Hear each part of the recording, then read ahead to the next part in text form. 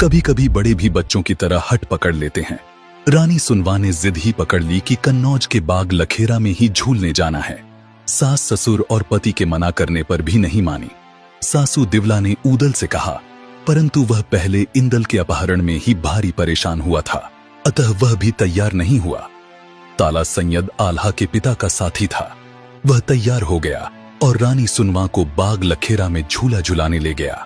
वहां पथरिया कोट का राजा ज्वाला सिंह भी आया हुआ था। उसने रानी सुनवा के शरीर की चमक देखी तो हैरान हो गया। जाकर उसने विवाह का प्रस्ताव रखा।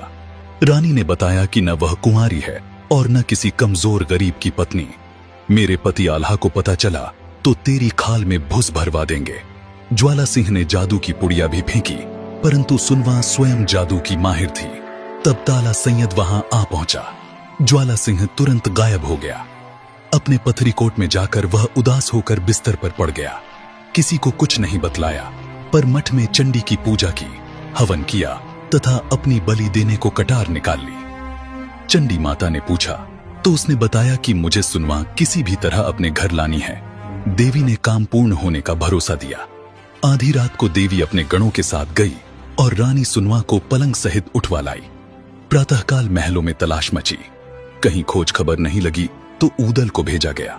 6 महीने तक उसने भी सब उपाय किए, परंतु पता नहीं चला। उधर रानी की जब आंख खुली तो वह अपने को अनजान जगह में पाकर दुखी हुई। तभी ज्वाला सिंह की बेटी स्वापंखिनी जल का लोटा लेकर आई। सुनवा को समझाने लगी, आप बिल्कुल चिंता न करें। जैसे आल्हा महोबा वाले, ऐसे ही ज्वाला सिंह पथरी कोट वाले। रानी सुनवा ने उसे डांट कर भगाया और कहा, मैं तुझे ही अपने बेटे के लिए ब्याह कर ले जाऊंगी। ज्वाला सिंह रानी सुनवा के पास आया तो रानी ने खूब खरी खोटी सुनाई। फिर कहा कि 7 महीने तक मेरा तुम्हारा नाता बहन भाई का रहेगा। अगर 7 मास तक मैं आजाद नहीं हो सकी तो मैं तुम्हें स्वामी स्वीकार कर लूंगी। राजा को लगा पता लगने का या आजाद होने का तो सवाल ही नहीं उठता, अतः शर्त मान ली। बांदी ने सलाह दी, रानी के पास 4 गिद्धनी रहती थीं, उनको भेजकर ही खोज करवा सकती हैं। गिद्धनी चारों दिशाओं में भेज दी गई।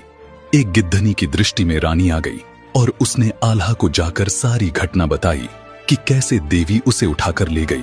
परंतु आल्हा ने कहा, चलो ठीक हुआ, मेरी ओर से रानी मर चुकी, उसके लिए मैं अपने सैनिकों को क्यों मरवाऊं। ऊदल ने आल्हा को कहा, यह महोबा की इज्जत का सवाल है। सुनवा स्वयं तो नहीं गई, देवी लेकर गई। हमें हर कुर्बानी देकर भाभी को लाना ही होगा। तालहन सैयद के समझाने के बाद आल्हा ने फौज को तैयार होने को कहा और मित्र राजाओं को बुलाने को पत्र भेज दिए। अंततः पथरी कोट पर महोबे वाले चढ़ आए। आल्हा ने ज्वाला सिंह को संदेश भेजा कि रानी सुनवा को डोला सहित हमारे पास भेज दो, नहीं तो ईंट से ईंट बजा दी जाएगी। ज्वाला सिंह ने बड़े पुत्र हाथीराम को आक्रमण करने भेज दिया। हाथीराम और उसके सैनिक मैदान में आते ही भिड़ गए। सभी योद्धाओं की तलवार खटाखट बजने लगी। ज्वाला सिंह की फौजें लगातार कट-कट कर गिरने लगी। ऊदल और इंदल ने भारी मार मचाई। ज्वाला सिंह फिर देवी के मठ में जाकर रोया। चंडी ने जादू की पुड़िया दे दी और महोबा के बनाफर सब पत्थर बना दिए। इंदल बचकर कन्नौज पहुंच गया और बाकी सब पत्थर बन गए। कन्नौजी जयचंद और लाखन बनाफरों के घरों पर जबरन कब्जा करने लगे। इंदल ने जाकर मलखे को सूचित किया। मलखान अपनी विशाल सेना लेकर आया। लाखन और जयचंद को ललकारा। दोनों ने मलखान का लोहा माना। मलखे फिर अमर गुरु के पास गए।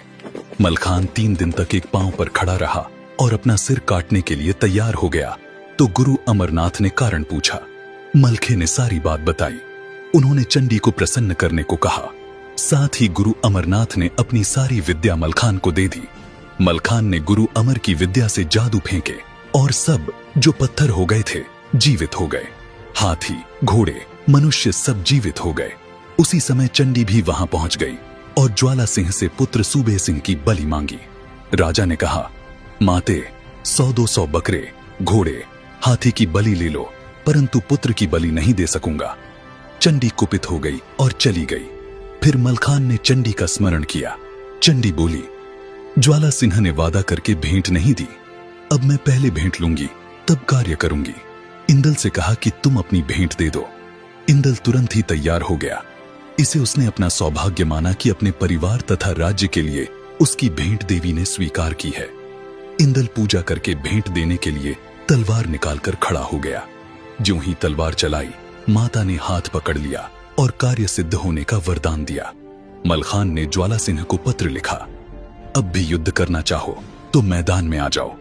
ज्वाला सिंह की फौज एक बार फिर युद्ध करने आ गई। दोनों बेटों सहित ज्वाला सिंह रण में भिड़ गया। उसके सब सैनिक खप गए। चाचा तालहन सैयद, आल्हा, उदल, ढेवा, इंदल सब मलखान के साथ खड़े दिखाई दिए। ज्वाला सिंह की सेना भाग खड़ी हुई। तब राजा ज्वाला सिंह ने हाथ जोड़कर क्षमा याचना की और माना कि बनाफरों का कोई मुकाबला नहीं। राजा और उसके दोनों बेटे हाथीराम और सुबे सिंह को कैद से मुक्त कर दिया। एक डोला रानी सुनवा का तथा दूसरा अपनी पुत्री सुआपंखिनी का आल्हा को सौंप दिया। महोबे जाकर इंदल का सुआपंखिनी से विधिवत विवाह किया गया।